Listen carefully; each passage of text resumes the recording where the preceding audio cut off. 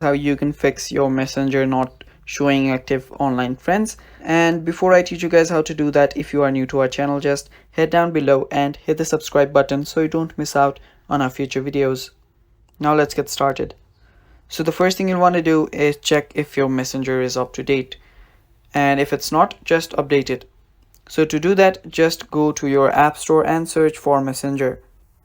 After you do that, open it up and check if there is an update available, and if it is, just hit an update.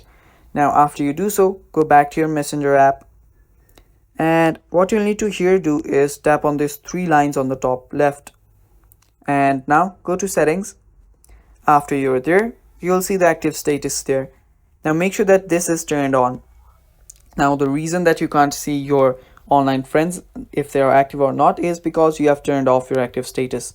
Turn it on, and after you do so, just go ahead and check if your friends are active or not.